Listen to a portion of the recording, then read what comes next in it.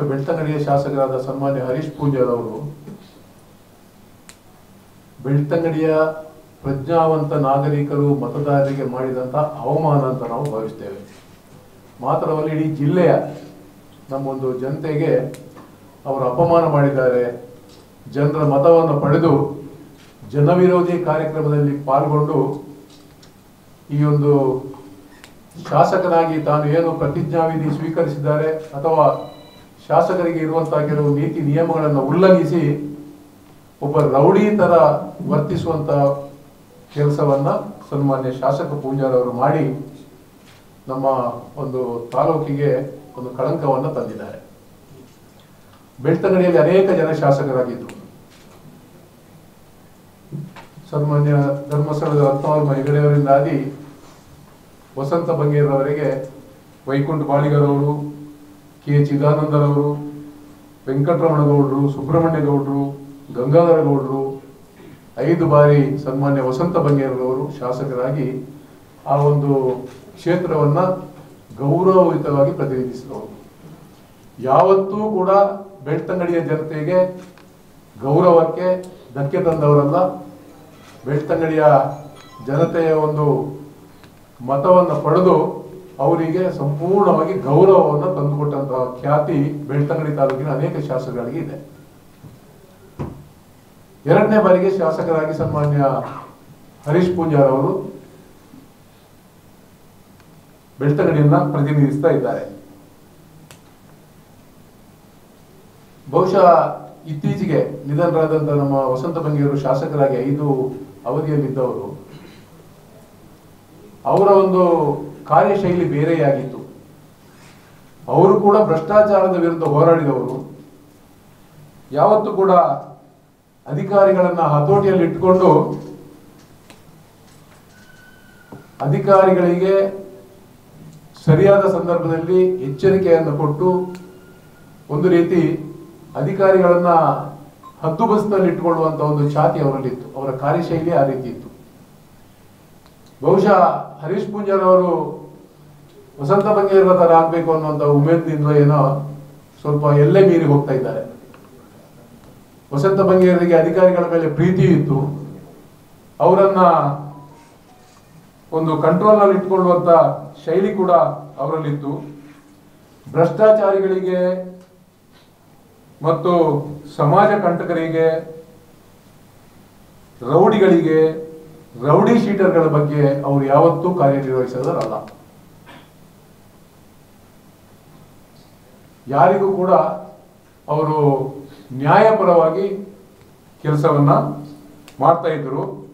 ಇವತ್ತು ಅವ್ರು ನಮ್ಮ ಜೊತೆ ಇಲ್ಲದೇ ಇರ್ಬೋದು, ಆದ್ರೆ ಬೆಳ್ತಂಗಡಿಯ ಜನತೆ ಅವರನ್ನು ಇವತ್ತು ಕೂಡ ನೆನೆಸ್ಕೊಳ್ತಾರೆ ಮತ್ತು ಅದನ್ನು ತುಲನೆ ಮಾಡ್ತಾ ಇದ್ದಾರೆ ಹಿಂದಿನ ಶಾಸಕರಿಗೂ ಇಂದಿನ ಶಾಸಕರಿಗೂ. ಇವತ್ತು ಸನ್ಮಾನ್ಯ ಶಾಸಕರಾದ ಪೂಂಜಾರ್ ಅವರು ಮೊನ್ನೆ ನಡೆದಂತ ಘಟನೆ ತಮಗೆಲ್ಲ ಗೊತ್ತಿದೆ. ಒಬ್ಬ ಬಿಜೆಪಿಯ ಕಾರ್ಯಕರ್ತ, ಒಬ್ಬ ರೌಡಿ ಶೀಟರ್, ಆಕ್ರಮ ಚಟುವಟಿಕೆಗಳಲ್ಲಿ ತೊಡಗಿಸಿಕೊಂಡವನು, ಆಕ್ರಮವಾಗಿ ಕಲ್ಲು ಗಣಿಗಾರಿಕೆ ಮಾಡ್ತಾ ಇರುವಂತಹ ಓರ್ವ ವ್ಯಕ್ತಿ, ಆಕ್ರಮದಲ್ಲಿ ಸ್ಯಾಂಡ್ ಮಾಫಿಯಾದಲ್ಲಿ ಇರುವಂತಹ ಓರ್ವ ವ್ಯಕ್ತಿ, ಅನೇಕ ಕೇಸ್ಗಳನ್ನು ಮೈ ಮೇಲೆ ಎಳೆದುಕೊಂಡು ಸ್ಟೇಷನ್ ನಲ್ಲಿ ರೌಡಿ ಶೀಟರ್ ಆಗಿರುವಂತಹ ಒಬ್ಬ ವ್ಯಕ್ತಿಯನ್ನ ಅಕ್ರಮ ಕಲ್ಲು ಗಣಿಗಾರಿಕೆಗೆ ಪೊಲೀಸರು ಬಂಧಿಸಿದಂತಹ ಸಂದರ್ಭ ಶಾಸಕ ಪೂಂಜಾರ್ ಅವರು ಠಾಣೆಗೆ ಹೋಗಿ ಪೊಲೀಸ್ಗಳಿಗೆ ಬೈತಾರೆ. ನಿಮ್ಮ ಅಪ್ಪನ ಸ್ಟೇಷನ್ ಅಂತ ಕೇಳ್ತಾರೆ, ತಲೆ ಕಡೀರಿ ಅಂತ ಹೇಳ್ತಾರೆ.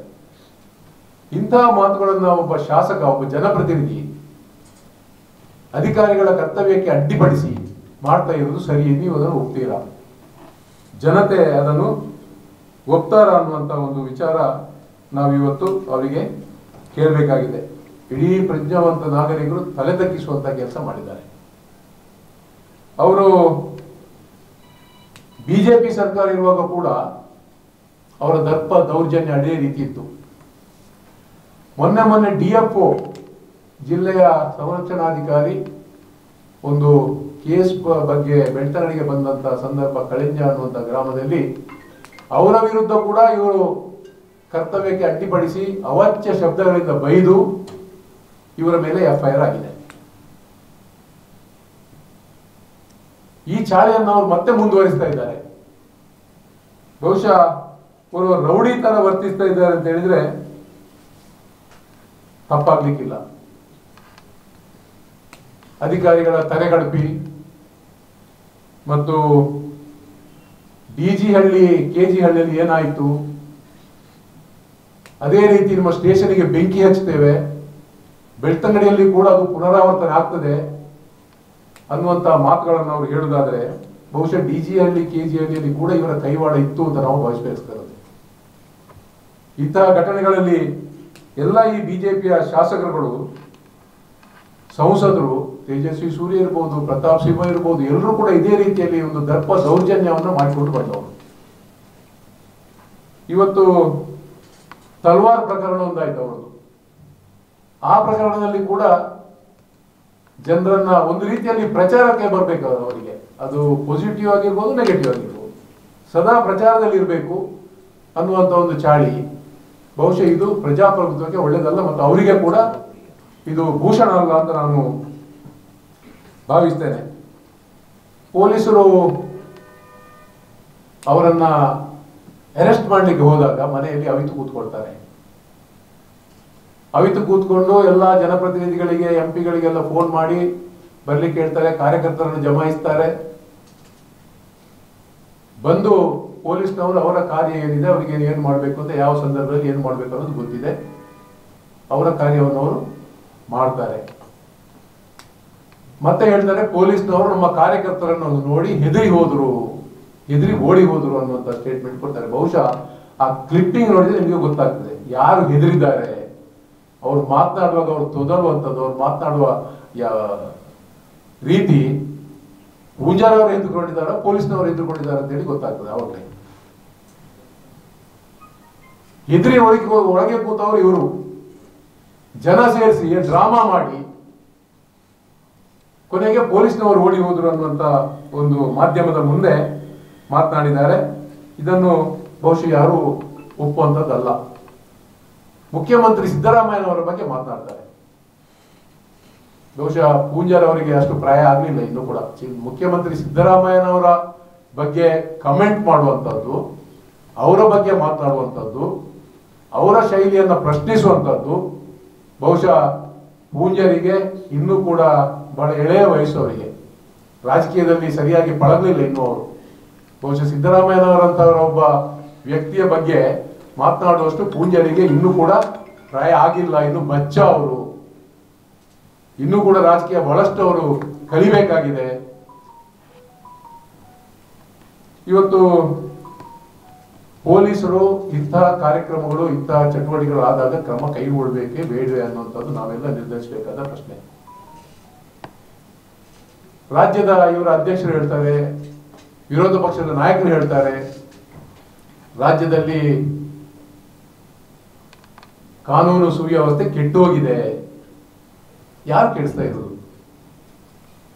ರಾಜ್ಯದಲ್ಲಿ ಕಾನೂನು ಸುವ್ಯವಸ್ಥೆ ಕೆಟ್ಟು ಹೋಗಿಲ್ಲ. ಎಲ್ಲಿ ಎಲ್ಲ ಏನೆಲ್ಲ ಅನಾಹುತಗಳಾಗಿವೆ ಆ ಸಂದರ್ಭದಲ್ಲಿ ಪೊಲೀಸರು, ಸರ್ಕಾರ ಸರಿಯಾದ ರೀತಿಯಲ್ಲಿ ಸ್ಪಂದನೆ ಮಾಡಿದೆ. ಅದಕ್ಕೆ ಬೇಕಾದಂತಹ ಕಾನೂನು ಕಟ್ಟಳೆಗಳನ್ನ ತೆಗೆದುಕೊಂಡಿದ್ದಾರೆ.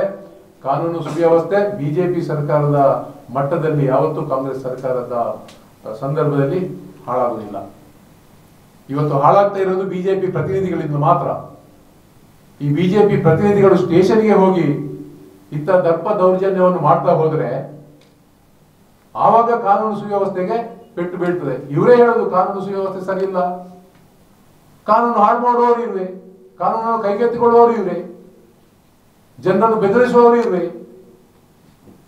ಇವರು ಮಾಡಿದಂತಹ ದರ್ಪ ದೌರ್ಜನ್ಯ 5 ವರ್ಷ ಬಿಜೆಪಿ, 4 ವರ್ಷ ಬಿಜೆಪಿ ಸರ್ಕಾರದಲ್ಲಿ ಇವರು ಮಾಡಿದಂತಹ ದರ್ಪ ದೌರ್ಜನ್ಯ, ಭ್ರಷ್ಟಾಚಾರ,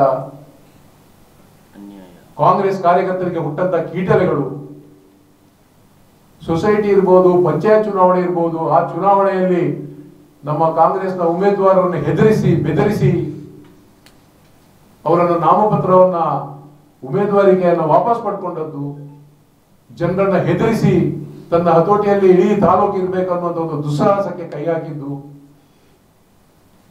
ಇದೆಲ್ಲ ಬಹುಶಃ ಅವರಿಗೆ ಮರೆಯುವಂತ ಸಂದರ್ಭದಲ್ಲಿ ಅವರೇ ಅದನ್ನು ನೆನ್ಪಾಡ್ಕೊಳ್ಳುವಂತ ದಿನ ಬರ್ತಾ ಇದೆ ಅವರಿಗೆ. ನಾನು ಒಂದು ದಿವಸ ಹೀಗೆ ಮಾಡಿದ್ದೇನೆ, ಇವತ್ತು ಅದೇ ನನಗೆ ಬರ್ತಾ ಇದೆ ಅನ್ನುವಂಥದ್ದನ್ನು ಅವ್ರು ನೆನಪಿಸ್ಕೊಳ್ಬೇಕು. ಮತ್ತು ಇಂತಹ ಈ ಚಾಳಿಯನ್ನು ಅವರು ಬಿಟ್ಟು ಬಿಡಬೇಕು. ಈ ರೌಡಿಸಮ್ ಅನ್ನೋದು ರಾಜಕೀಯದಲ್ಲಿ ಇರಬಾರ್ದು. ಜನಪ್ರತಿನಿಧಿಗಳು ಯಾವ ರೀತಿ ಇರಬೇಕೋ ಅದೇ ರೀತಿ ಅವರು ಇರಬೇಕು. ಅವರು ರೌಡಿ ಶೀಟರ್ಗೋಸ್ಕರ ಇವರು ಈ ರೀತಿಯ ಒಂದು ಕೆಲಸವನ್ನು ಮಾಡುವಂಥದ್ದು ಖಂಡಿಸುವಂತಹದ್ದು. ಸನ್ಮಾನ್ಯ ಶಾಸಕರಾದ ಪೂಂಜಾರ್ ಅವರು ರಾಜೀನಾಮೆ ಕೊಡಬೇಕು. ನೈತಿಕ ಹೊಣೆ ಹೊತ್ತು ರಾಜೀನಾಮೆ ಕೊಡಬೇಕು. ಅವರು ಪೊಲೀಸ್ ಸ್ಟೇಷನ್ಗೆ ಪೊಲೀಸ್ನವರು ಅವರನ್ನು ಕರ್ಕೊಂಡು ಹೋಗುವಂತ ವ್ಯವಸ್ಥೆಯವರೆಗೆ ಬರುವುದಾದರೆ ಅವರು ಆ ತಾಲೂಕಿನ ಜನಪ್ರತಿನಿಧಿ ಆಗಿರ್ಲಿಕ್ಕೆ ಅರ್ಹರಲ್ಲ. ಅವರು ರಾಜೀನಾಮೆ ಕೊಡಬೇಕು. ತಾಕತ್ತಿದ್ರೆ ರಾಜೀನಾಮೆ ಕೊಟ್ಟು ಮರು ಚುನಾವಣೆಯಲ್ಲಿ ಸ್ಪರ್ಧೆ ಮಾಡಲಿ, ಅದರಲ್ಲಿ ಅವರ ತಾಕತ್ತು ಇರುವಂತ ತೋರಿಸಲಿ. ಅವರು ಒಬ್ಬ ಕಾಂಗ್ರೆಸ್ನ ಸಾಮಾನ್ಯ ಕಾರ್ಯಕರ್ತನಿಗೂ ಕೂಡ ಇವತ್ತು ಅಲ್ಲಿ ಇವರ ಬಗ್ಗೆ, ಇವರು ಕೊಟ್ಟಂತಹ ಕಿರುಕುಳಗಳು, ದೌರ್ಜನ್ಯಗಳ ಬಗ್ಗೆ ಬೇಸತ್ತಿದ್ದಾರೆ ಇಡೀ ತಾಲೂಕಿನ ಜನತೆ. ಅಂತ ಒಂದು ಪರಿಸ್ಥಿತಿಯಲ್ಲಿ ಇವತ್ತು ಶಾಸಕರು ಆ ತಾಲೂಕನ್ನ ಮಾಡಿಟ್ಟಿದ್ದಾರೆ. ಮತ್ತು ನಮಗೆ ಬಹಳಷ್ಟು ನಾಚಿಕೆ ಪಡುವಂತ ಕೆಲಸ. ಬೆಳ್ತಂಗಡಿ ತಾಲೂಕಿನ ಜನತೆ ಯಾವತ್ತೂ ಕೂಡ ಇಂಥ ಒಬ್ಬ ಶಾಸಕರನ್ನು ನಾವು ನೋಡಲಿಲ್ಲ. ಯಾವತ್ತೂ ಇಂಥ ಶಾಸಕರು ಬೆಳ್ತಂಗಡಿಯಲ್ಲಿ ಬಂದಿರಲಿಲ್ಲ. ಗೌರವಯುತವಾಗಿ, ಮೌಲ್ಯಾಧಾರಿತಯುತವಾಗಿ, ಒಳ್ಳೆಯ ರೀತಿಯಲ್ಲಿ ಕೆಲಸ ಮಾಡ್ತಾ ಇದ್ದಂತ ಶಾಸಕರುಗಳು ಎಲ್ಲ ಒಂದು ರೀತಿಯಲ್ಲಿ ಇವತ್ತು ಇವರು ಈ ತಾಲೂಕಿಗೆ ಕಪ್ಪು ಮಸಿ ಬೆಳೆಯುವಂತ ಕೆಲಸ ಮಾಡಿದ್ದಾರೆ. ಆದ್ರಿಂದ ರಾಜೀನಾಮೆ ಕೊಟ್ಟು ಇವರು ಮತ್ತೆ ಮರು ಚುನಾವಣೆಗೆ ಅವರು ನಿಲ್ಲಿ. ಆದ್ರಿಂದ ನಾನು ಅವರ ಹತ್ರ ಕೇಳಿಕೊಳ್ಳುವುದಿಷ್ಟೇ, ಪೊಲೀಸ್ನವರು ಅವರ ಕಾನೂನು ಪ್ರಕಾರ ಏನು ಕ್ರಮ ಕೈಗೊಳ್ಬೇಕು ಅದನ್ನು ಕೈಗೊಳ್ಬೇಕು. ಶಾಸಕರು ರಾಜೀನಾಮೆಯನ್ನ ಕೊಡಬೇಕು. ಇದರಲ್ಲಿ ಅವರ ನಾಯಕರು ಹೇಳುವ ಹಾಗೆ ಯಾವುದೇ ರೀತಿಯ ಕಾಂಗ್ರೆಸ್ ಪಕ್ಷದಾಗ್ಲಿ ಅಥವಾ ಕಾಂಗ್ರೆಸ್ನ ಕಾರ್ಯಕರ್ತರಾಗ್ಲಿ ಯಾವುದೇ ಕೈವಾಡ, ಇದರಲ್ಲಿ ಸರ್ಕಾರದ ಕೈವಾಡ ಇಲ್ಲ. ಕಾನೂನು ತನ್ನದೇ ಆದ ಕೆಲಸವನ್ನು ಮಾಡ್ತದೆ, ಅದೇ ರೀತಿ ಹೋಗ್ತದೆ. ಇನ್ನು ಮುಂದಿದ್ದನ್ನು ಕೂಡ ಅವರು ಅನುಭವಿಸಬೇಕು. ಅದಕ್ಕೆ ಮೊದಲು ರಾಜೀನಾಮೆ ಕೊಟ್ಟು ಹೊರಬಿಗೆ ಬರಬೇಕು ಅಂತ ನಾನು ಅವರನ್ನು ಕೇಳ್ಕೊಳ್ತೇನೆ. ನಾನು ಈ ಕೇಸಿನ ಬಗ್ಗೆ ಅಧಿಕಾರಿಗಳ ಜೊತೆ ನಾನು ಮಾತಾಡಿದೆ, ಯಾಕೆ ಏನಾಗಿದೆ ಅಂತ ಹೇಳಿ. ಅಧಿಕಾರಿಗಳು ನನಗೊಂದು ಮಾಹಿತಿಯನ್ನು ಕೊಟ್ಟರು. ತಹಶೀಲ್ದಾರ್ ಅವರಿಗೆ ಸುಮಾರು 1 ವಾರಗಳಿಂದ, ಕೆಲವು ದಿವಸಗಳಿಂದ ಈ ರೀತಿಯ ಅಕ್ರಮ ಮಣಿಗಾರಿಕೆ ಆಗ್ತಾ ಇದೆ. ಅದಕ್ಕಿಂತಲೂ ಹೆಚ್ಚಾಗಿ ಡಿನೋಮಿನೇಟರ್ ಅದನ್ನು ಬ್ಲಾಸ್ಟ್ ಮಾಡ್ತಾ ಇದ್ದಾರೆ ಅನ್ನೋ ಒಂದು ಮಾಹಿತಿಯನ್ನು ಕೊಟ್ಟಿರ್ತಾರೆ.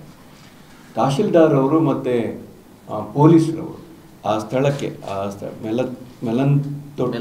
ಮೆಲಂತ ಬೆಟ್ಟು ಅನ್ನೋ ಜಾಗಕ್ಕೆ ಅವ್ರು ಹೋದಂಥ ಸಂದರ್ಭದಲ್ಲಿ, ತಹಶೀಲ್ದಾರ್ ಅವರು ಮತ್ತು ಪೊಲೀಸರು ಹೋದಂಥ ಸಮಯದಲ್ಲಿ ಅವರಿಗೆ ಅಲ್ಲಿ ಗಣಿಗಾರಿಕೆ ಮಾಡ್ತಾ ಇರಬೇಕಾದ್ರೆ ಸುಮಾರು 8 ಡಿನೋಮಿನೇಟರ್ ಅಂತ ಹೇಳಿದ್ರೆ ಅದನ್ನು ಡಿಟೋನೇಟರ್ ಸಿಕ್ಕಿರುತ್ತೆ. ಅದರಲ್ಲಿ 4 ಸ್ಫೋಟಕ ವಸ್ತುಗಳು, 4 ಯೂಸ್ ಮಾಡಿದ್ದಾರೆ, 4 ಅಜೀವ, ಇನ್ನೂ ಅದು ಸ್ಫೋಟಕ ಮಾಡಿರಲಿಲ್ಲ. ಅವ್ರು ಹೇಳ್ತಾ ಇದ್ದಾರೆ, ಈಗಾಗಲೇ ಶಿವಮೊಗ್ಗದಲ್ಲಿ ಇಂಥದೇ ಒಂದು ಘಟನೆ ಗಣಿಗಾರಿಕೆಯಲ್ಲಿ ನಡೆದು ಸುಮಾರು 4 ಜನ ಅದರಲ್ಲಿ ಮೃತವನ್ನು ಪಟ್ಟಿದ್ದಾರೆ. ಈ ಅಕ್ರಮ ಗಣಿಗಾರಿಕೆಯನ್ನು ಮಾಡ್ತಾ ಇದ್ದಾರೆ ಅಂತ ಹೇಳಿಕೊಂಡು ಅವರಲ್ಲಿ ಅದನ್ನು ಸೀಸ್ ಮಾಡಿದಾಗ ಅಲ್ಲಿ ಎನ್ಕ್ವೈರಿ ಮಾಡಬೇಕಾದ್ರೆ ಅವರು 4 ಜನರು ಇರ್ತಾರಂತೆ. 4 ಜನ, ಅದರಲ್ಲಿ ಒಬ್ಬ ಯು ಪಿ ಅವನು ಮತ್ತು ಶಶಿರಾಜ್ ಮತ್ತು ಪ್ರಮೋದ್ ಉಜಿರೆ ಅವರ ಹೆಸರುಗಳನ್ನು ಹೇಳ್ತಾರೆ. ಹೇಳಿದಾಗ ಅಲ್ಲಿ ಪ್ರಮೋದ್ ಓಡಿ ಹೋಗ್ತಾರಂತೆ. ಶಶಿರಾಜನ್ನ ಇವರು ಬಂದು ಕರ್ಕೊಂಡು ಬಂದಾಗ ಶಶಿರಾಜ್ ಹೆಸರು ಬರ್ತಾರೆ, ಅವರನ್ನು ಅರೆಸ್ಟ್ ಮಾಡ್ತಾರೆ. ಈ ಶಶಿರಾಜ್ ಏನಪ್ಪ ಅಂತ ಹೇಳಿದ್ರೆ ಈಗಾಗಲೇ ಹೇಳಿದಾಗ ರೌಡಿ ಶೀಟರ್, ಅವ್ರ ಮೇಲೆ ಹಲವಾರು ಕೇಸುಗಳಿದೆ ಅವ್ರ ಮೇಲೆ. ಇವರನ್ನ ಅರೆಸ್ಟ್ ಮಾಡಿದಂಥ ಸಂದರ್ಭದಲ್ಲಿ ಅಂತ ಹೇಳಿದ್ರೆ ಎಕ್ಸ್ಪ್ಲೋಸಿವ್ ಆ್ಯಕ್ಟ್ ಪ್ರಕಾರ ಅವ್ರನ್ನ ಅರೆಸ್ಟ್ ಮಾಡಿದ್ದಾರೆ. ಒಬ್ಬ ಶಾಸಕರು, ಯಾಕಂತ ಹೇಳಿದ್ರೆ ಪ್ರಜಾಪ್ರಭುತ್ವದಲ್ಲಿ ಕಾರ್ಯಾಂಗ, ರಾಜ್ಯಾಂಗ, ನ್ಯಾಯಾಂಗ ಬಹಳ ಸ್ಪಷ್ಟವಾಗಿ ನಮ್ಗೆ ಹೇಳಿದ್ದಾರೆ. ಈಗ ಕಾರ್ಯಾಂಗ ಪೊಲೀಸರವರು ಅವರ ಕೆಲಸವನ್ನು ಮಾಡಬೇಕಾದಂಥವ್ರು, ರಾಜ್ಯಾಂಗದಲ್ಲಿ ನಾವೆಲ್ಲರೂ 50 ಜನರ ಪ್ರತಿನಿಧಿಗಳಾಗಿ ಬಂದಂಥವರು. ಅವ್ರನ್ನ ಅರೆಸ್ಟ್ ಮಾಡಿದಂಥ ಸಂದರ್ಭದಲ್ಲಿ, ಅವ್ರನ್ನ ಬಂಧಿಸಿದ ಸಂದರ್ಭದಲ್ಲಿ ಪೂಂಜರ್ ಅವರು ಸ್ಟೇಷನ್ಗೆ ಹೋಗಿದ್ದಾರೆ. ಅಲ್ಲಿನ ಶಾಸಕರು ಸ್ಟೇಷನ್ಗೆ ಹೋಗಿದ್ದಾರೆ. ಸ್ಟೇಷನ್ಗೆ ಹೋಗಿ ಯಾವ ರೀತಿ ಮಾತಾಡಿದ್ದಾರೆ ಅನ್ನೋದನ್ನು ಈಗಾಗಲೇ ಇವೆಲ್ಲ ವಿಡಿಯೋ ಕ್ಲಿಪ್ಗಳಲ್ಲೆಲ್ಲ ಬಂದಿದೆ. ಈಗಾಗಲೇ ನಮ್ಮ ಅಧ್ಯಕ್ಷರು ಹೇಳಿದಾಗೆ ನಾವು ಪ್ರತಿನಿಧಿಗಳು ಯಾವ ರೀತಿ ಇರಬೇಕು, ಇನ್ನು ಅತ್ಯಂತ ಸಣ್ಣ ವಯಸ್ಸಲ್ಲಿ ಅವರಿಗೊಂದು ಅಧಿಕಾರ ಸಿಕ್ಕಿದೆ. ಇನ್ನೂ ಸುಮಾರು ಹಲವಾರು ವರ್ಷಗಳ ಕಾಲ ಅವರು ರಾಜಕಾರಣದಲ್ಲಿ ಸಾರ್ವಜನಿಕ ಜೀವನದಲ್ಲಿ ಇರಬೇಕು. ಸಾರ್ವಜನಿಕದಲ್ಲಿದ್ದಂಥ ವ್ಯಕ್ತಿಗಳು, ನಾವುಗಳು ಸರ್ಕಾರವನ್ನಾಗಲಿ, ನಾವು ನಮ್ಮ ಪ್ರತಿನಿಧಿಗಳಾದಂಥವರು ನಾವು ರೋಲ್ ಮಾಡಲಾಗಬೇಕು. ಮುಂದೆ ಜನ ಈ ರಾಜಕಾರಣಕ್ಕೆ ಬರಬೇಕಪ್ಪ, ಒಬ್ಬ ಶಾಸಕನಾಗಬೇಕಪ್ಪ ಅಂತ ಅವನು ಇರಬೇಕು. ನಾವೆಲ್ಲ ಇವತ್ತು ರಾಜಕಾರಣಕ್ಕೆ ಬಂದಿದ್ದೀವಿ ಅಂತ ಹೇಳಿದ್ರೆ ನಮ್ಗೆ ಯಾರು ಮುಂದಕ್ಕೆ ಸ್ಫೂರ್ತಿ? ಆಸ್ಕರ್ ಫರ್ನಾಂಡಿಸ್ ಅವರು, ಜನಾರ್ದನ್ ಪೂಜಾರಿ ಅವರು, ವೀರಪ್ಪ ಮೊಯ್ಲಿ ಅವರು, ಇವರ ಸ್ಫೂರ್ತಿಗಳಲ್ಲಿ ನಾವು ರಾಜಕೀಯಕ್ಕೆ ಬಂದಂಥವ್ರು. ಅವ್ರು ಯಾರು ಈ ಸ್ಟೇಷನ್ನಲ್ಲಿ ಹೋಗಿ ಈ ಕಾನೂನನ್ನು ಕೈಗೆತ್ತಿಕೊಳ್ಳಿ ಅಂತೇಳಿ ಯಾವತ್ತೂ ಒಂದು ದಿವಸ ನಮ್ಮ ರಾಜಕಾರಣಿಗಳು ಯಾವತ್ತೂ ನಮಗೆ ಹೇಳಿರಲಿಕ್ಕಿಲ್ಲ. ನಾವು ಏನೇ ಒಂದು ತಗೊಂಡು ಹೋಗೋ ಅದ್ರ ಬಗ್ಗೆ ಸಂಪೂರ್ಣ ತುಲನೆಯನ್ನು ಮಾಡಿ ಯಾರಿಗೆ ನಾನು ಮಾತಾಡಬೇಕು, ಯಾರಿಗೆ ಮಾತಾಡಬಾರ್ದು ಅಂತ ಹೇಳುವಂಥ ರಾಜಕಾರಣಿಗಳು ನಾವು ಕಲ್ತಂಥವ್ರು. ಆದರೆ ಈ ಕ್ಷೇತ್ರದಲ್ಲಿ ವೈಕುಂಠ ಬಾಳಿಗರ ಹೆಸರನ್ನು ಇವತ್ತು ಯಾರಿದ್ದಾರೋ ಅವರ ಹೆಸರನ್ನು ಇವತ್ತು ರಾಜಕಾರಣದಲ್ಲಿ ಎಲ್ಲರೂ ಹೇಳ್ತಾರೆ. ವೈಕುಂಠ ಬಾಳಿಗರು ಅಲ್ಲಿಂದ ಶಾಸಕರಾಗಿದ್ದರು. ಅಂಥ ಸ್ಥಾನವನ್ನು ಇವತ್ತು ನೀವು ತುಂಬ್ತಾ ಇರೋರು ಯಾವ ರೀತಿ ಒಂದು ಕಾರ್ಯಾಂಗದ ಅಧಿಕಾರಿಗಳ ಬಗ್ಗೆ ತಾವು ಮಾತಾಡ್ತಾ ಇದ್ದೀರಾ? ಆದರೆ ಯಾರ ಪರವಾಗಿ ಮಾತಾಡ್ತಾ ಇದ್ದೀರಾ ನೀವು? ಒಬ್ಬ ರೌಡಿ ಶೀಟರನ್ನ ಬಂಧಿಸನ್ನೇ ಮಾಡಿದ್ದಕ್ಕೋಸ್ಕರ ಈಗ ಯಾವ ರೀತಿ ಅಂತೇಳಿ ನಾವು ನಮ್ಮ ಪಕ್ಷದ ಕಾರ್ಯಕರ್ತರು ನಾವು ಏನು ಬೇಕಾದರೂ ಮಾಡ್ಬೋದು, ಮಾಡಿದ್ರೆ ಅದಕ್ಕೆ ನಾವು ಏನಕ್ಕೆ ಮಾಡ್ಲಿಕ್ಕೆ ಸಿದ್ಧ ಅನ್ನೋದನ್ನು ನೀವು ಒಂದು ಪ್ರಚಾರವನ್ನು ಗಿಟ್ಟಿಸ್ಕೊಳ್ಳಿಕ್ಕೆ ಇದನ್ನೆಲ್ಲ ತಾವು ಮಾಡಿದರೆ, ಅವರ ಕೇಸನ್ನು ಕೊಟ್ಟ ಆದಮೇಲೆ ಅವರನ್ನು ಕೋರ್ಟ್ ಅವ್ರ ಸೆಕ್ಷನ್ ಪ್ರಕಾರ ಆಮೇಲೆ ಅವರು ಭಾಷಣ ಮಾಡ್ತಾರೆ. ಅವತ್ತು ಎಲ್ಲಿ ಅಂತ ಹೇಳಿದ್ರೆ ಅವರ ಆಡಳಿತ ಸೌಧ, ಅವರ ತಹಶೀಲ್ದಾರ್ ಆಫೀಸ್ ಮುಂದ್ಗಡೆ ಒಂದು ಸ್ಟಿಕ್ಕರ್ ಅಂಟಿಸ್ಲಿಕ್ಕೆ ಹೋಗ್ತಾ ಇದ್ದು, ಕಾಂಗ್ರೆಸ್ಸಿನ ಕಚೇರಿ ಥರ ಅವರು ಅದನ್ನ ಸ್ಟಿಕ್ಕರ್ ಇಲ್ಲಿ ಬಾಯಿಗೆ ಬಂದಂಗೆ ಮಾತಾಡ್ತಾರೆ. ಅವರು ಅಧಿಕಾರಿಗಳ ಬಗ್ಗೆ ಮಾತಾಡಿದ್ದಾರೆ, ಅಲ್ಲಿ ಶಾಸಕನ ಬಗ್ಗೆ ಅಲ್ಲ. ನಮ್ಮೊಬ್ಬ ಕಾಂಗ್ರೆಸ್ ಪಕ್ಷದ ಕಳೆದ ಸದ ಚುನಾವಣೆಯಲ್ಲಿ ಸ್ಪರ್ಧೆ ಮಾಡಿದಂಥ ರಕ್ಷಿತ್ ಶಿವರಾಮ್ ಅವ್ರ ಬಗ್ಗೆ ಮಾತಾಡಿ ಅವರನ್ನು ಅವರು ಕಾಗೆಗೆ ಹೋಲಿಸ್ತಾರೆ. ಹಿಂದೂ ಧರ್ಮವನ್ನು ದತ್ತಕ್ಕೆ ತಗೊಂಡಂಥವ್ರು, ಹಿಂದೂ ಧರ್ಮದ ಬಗ್ಗೆ ನಂಬಿಕೆ ಇರುವಂಥವ್ರು, ಹಿಂದೂ ಧರ್ಮದಲ್ಲಿ ಕಾಗೆಗೆ ಎಷ್ಟು ಬೆಲೆ ಇದೆ ಅಂತ ಇನ್ನೂ ಗೊತ್ತಿಲ್ವ ಅವರಿಗೆ? ಕಾಗೆಗೆ ನಾವು ಎಷ್ಟು ಇವತ್ತು ಹಿಂದೂ ಧರ್ಮದವರು ನಾವು ಯಾರಾದರೂ ನಮ್ಮ ಪೂರ್ವಜಿಕರು ಸತ್ತವರಿಗೆ ಸದ್ಗತಿ ಸಿಗಬೇಕು ಅಂತ ಹೇಳಿದ್ರೆ ಕಾಗೆಗೆ ಇಟ್ಟು ನಾವು ಕರೆದು ಆ ಸದ್ಗತಿ ಸಿಕ್ಕಿದೆಯೋ ಇಲ್ಲೋ ಅನ್ನೋದನ್ನ ಇವತ್ತೇನಾದರೂ ಪರೀಕ್ಷೆ ಮಾಡೋದಾಗಿದ್ರೆ ಆ ಕಾಗೆ ಮೂಲಕ ಮಾಡ್ಕೊಂಡು ಬಂದಂಥ ಒಂದು ಧರ್ಮದಲ್ಲಿ ಇರೋವಂಥವ್ರು ಇವರು ಇವತ್ತು ಅವ್ರ ಬಗ್ಗೆ ಮಾತಾಡ್ತಾ ಇದ್ದಾರೆ. ಅದು ಕಾಗೆಗೆ ಹೋಲಿಸ್ಕೊಂಡು ಮಾತಾಡ್ತಾ ಇದ್ದಾರೆ. ನಾನು ರಕ್ಷಿತ್ ಶಿವರಾಮನ್ನ ಇಲ್ಲಿಂದ ಮಲ್ಲೇಶ್ವರಮನಿಂದ ಬಂದಿದ್ದವರು. ನಾನು ರಕ್ಷಿತ್ ಶಿವರಾಮ್ ಅವರ ಒಂದು ಅವರು ಎಲ್ಲಿದ್ದಪ್ಪ ನೋಡೋಣ ಅಂತ ಹೇಳಿದ್ರೆ, ರಕ್ಷಿತ್ ಶಿವರಾಮ್ ಅವರು ಹುಟ್ಟಿದ್ದೇ ಬೆಳ್ತಂಗಡಿಯಲ್ಲಿ. ಅವರ ಮಾವ ಮಿತ್ರ ಹೇರಾಜೆ ಅಲ್ಲಿಯೇ ಪೊಲೀಸ್ ಆಫೀಸರ್ ಆದಂಥವರು.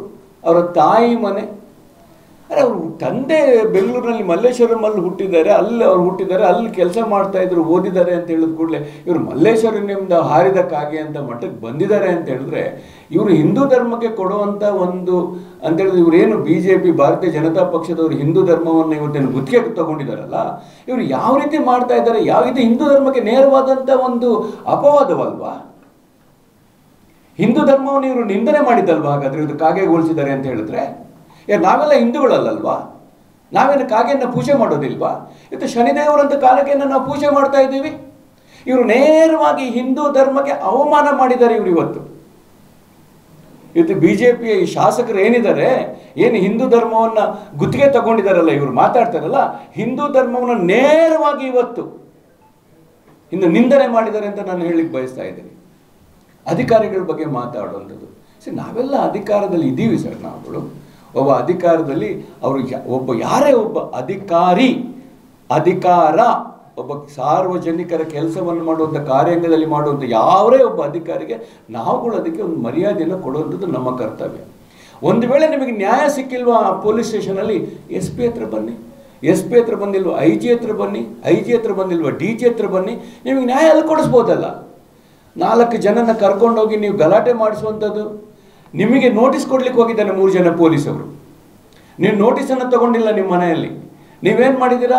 100 ಜನ ನಿಮ್ಮ ಕಾರ್ಯಕರ್ತನಲ್ಲಿ ಕರೆಸಿದ್ದೀರಾ. ಅಲ್ಲಿ ಎಲ್ಲ ನಾಯಕರುಗಳು, ಈ ದಕ್ಷಿಣ ಕನ್ನಡ ಅವಿಭಾಜಿತ ದಕ್ಷಿಣ ಕನ್ನಡದ ಎಲ್ಲ ಶಾಸಕರುಗಳನ್ನು ನೀವು ಕರೆಸಿದ್ದೀರಾ.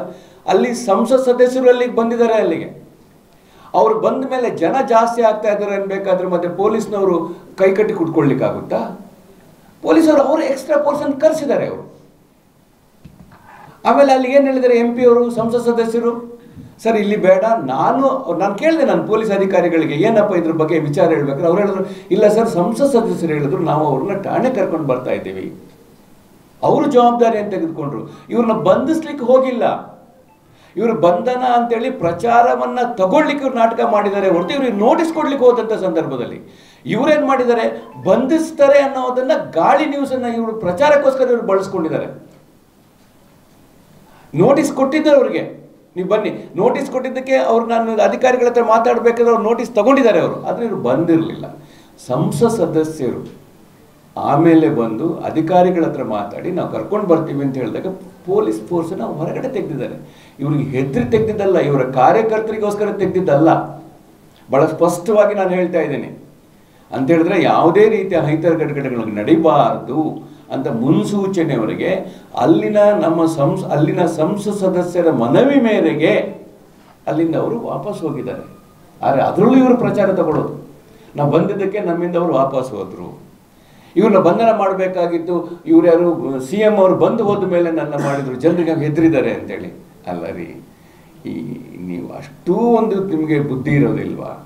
ಇವತ್ತು ಚೀಫ್ ಮಿನಿಸ್ಟರ್ಗಳನ್ನೇ ಬಂಧನದಲ್ಲಿ ಇಟ್ಟಿದ್ದಾರಪ್ಪ, ಮಂತ್ರಿಗಳನ್ನ ಬಂಧನ ಮಾಡ್ತಾ ಇದ್ದಾರಪ್ಪ, ಅವ್ರು ಕಾನೂನು ಬಾಹಿರವಾಗಿ ಮಾಡಿದ್ದಾರೆ ಅಂತ ಹೇಳಿದ್ರೆ ಶಾಸಕರನ್ನ ಮಾಡ್ಲಿಕ್ಕೆ ಒಂದು ಸರ್ಕಾರ ದೊಡ್ಡ ವಿಷಯವ ಅಂತ ಹೇಳಿದ್ರೆ ಯಾವುದೇ ರೀತಿಯಾಗಲಿ ಒಂದು ಪ್ರಚಾರವನ್ನು ತೆಗೆದುಕೊಳ್ಬೇಕು ಅಂತ ಮನೋಭಾವವನ್ನು ಅವ್ರು ಇಟ್ಕೊಂಡಿದ್ದಾರೆ. ಇವತ್ತು ಅಧಿಕಾರಿಗಳ ಬಗ್ಗೆ ಮಾತಾಡುವಂಥದ್ದು, ಆ ಒಂದು RFO ಲೇಡಿ ಅವರಿದ್ರು, ಸಂಧ್ಯಾ ಅವ್ರ ಬಗ್ಗೆ ಮಾತಾಡಿದ್ರು. ನಾನು ತಹಶೀಲ್ದಾರರ ಬಗ್ಗೆ ಅವರ ತಮ್ಮ ವಿಡಿಯೋದಲ್ಲಿ ಮಾತಾಡಿದ್ರು. ನಾನು ತಹಶೀಲ್ದಾರರ ಬಗ್ಗೆ ಕೇಳಿದೆ. ಇದೇ ತಹಶೀಲ್ದಾರರು ಇವ್ರದೇ ಸರ್ಕಾರದಲ್ಲಿ 8 ತಿಂಗಳ ಕಾಲ ಅಲ್ಲೇ ಅಲ್ಲಿ ಕೆಲಸ ಮಾಡಿದಾರಂತೆ. ಆವಾಗ ತಹಶೀಲ್ದಾರ್ ನಿಮಗೆ ಒಳ್ಳೆಯವರಾಗಿದ್ರಾ? ಈಗ 8 ತಿಂಗಳು ನಿಮ್ಮಲ್ಲಿ ಕೆಲಸ ಮಾಡಿದಾಗ ನೀವು ಶಾಸಕರಾಗಿದ್ರಿ, ಅವಾಗ ನಿಮಗೆ ತಹಶೀಲ್ದಾರರು ಒಳ್ಳೆಯವರಾಗಿದ್ರು. ಈಗ ಅವರು ಕಾಂಗ್ರೆಸ್ ಏಜೆಂಟ್ ಆಗ ಅವಾಗ ನಿಮ್ಮಲ್ಲಿದ್ದಾಗ BJP ಏಜೆಂಟ್ ಆಗಿದ್ರು ಅವರು.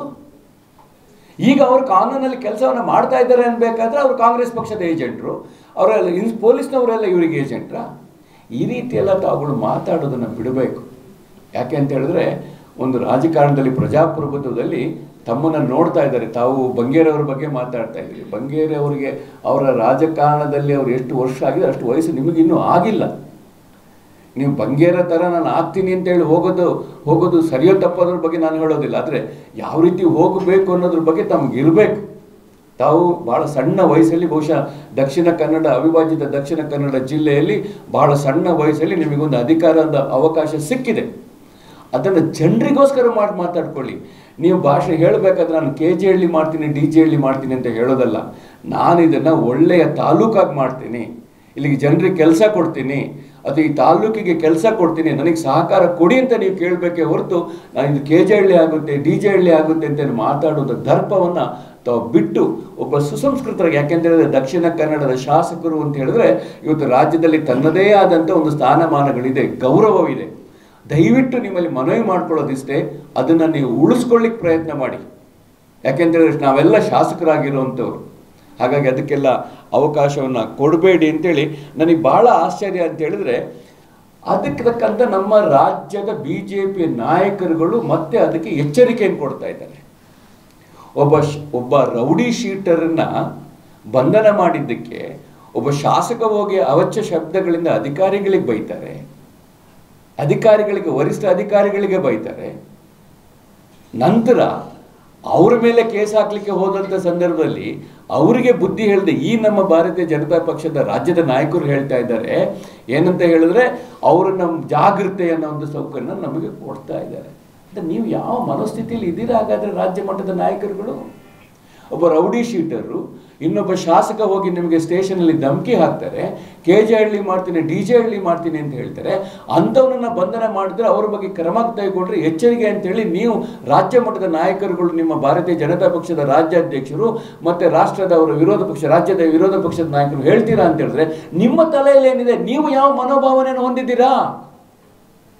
ನಿಮಗೆ ರಾಜ್ಯದಲ್ಲಿ ಕಾನೂನು ವ್ಯವಸ್ಥೆ ಇರಬಾರ್ದಂತ ಏನಾದರೂ ಇದೆಯಾ ನಿಮಗೆ? ಕಾನೂನು ಈಗಾಗಲೇ ಅಧ್ಯಕ್ಷ ಹೇಳಿದಾಗೆ ಕಾನೂನು ಸರಿ ಇಲ್ಲ ಅಂತ ಒಂದು ಕಡೆ ನೀವು ಹೇಳ್ತಾ ಇದ್ದೀರಾ, ಕಾನೂನನ್ನು ಕೈಗೆತ್ತಿಕೊಂಡವ್ರ ಬಗ್ಗೆ ಏನಾದರೂ ಅವ್ರ ಬಗ್ಗೆ ಶಿಸ್ತು ತಗೊಳ್ಬೇಕು ಅಂತ ಹೇಳಿದ್ರೆ ಎಚ್ಚರಿಕೆಯನ್ನು ನೀವು ಕೊಡ್ತಾ ಇದ್ದೀರಾ. ಅಂತೇಳಿದ್ರೆ ಇದು ನಿಮ್ಮ ಮನಸ್ಥಿತಿಯನ್ನು ತೋರಿಸ್ತಾ ಇದೆ ರಾಜ್ಯದಲ್ಲಿ. ಆಮೇಲೆ ಇನ್ನೂ ಒಂದು ಹೇಳ್ತಾ ಇದ್ದೆ, ಭಾಳ ಹೇಳಲಿಕ್ಕೆ ಮರ್ತೋಯ್ತು, ಏನು 4ನೇ ತಾರೀಕಿಗೆ BJPಯ ಸರ್ಕಾರ ಬರುತ್ತೆ, ಕಾಂಗ್ರೆಸ್ ಪಕ್ಷದ ಸರ್ಕಾರ ಇರೋದಿಲ್ಲ ಅಂತೆ. ಇರಲಿ, ಆಗ ಕಾನೂನನ್ನು ಚೇಂಜ್ ಮಾಡಿ, ಅಕ್ರಮ ಕಲ್ಲುಗಾರಿಕೆಗೆ ನಾವು ಅಧಿಕಾರವನ್ನು ಕೊಡಿ, ಕಾರ್ಯಾಂಗ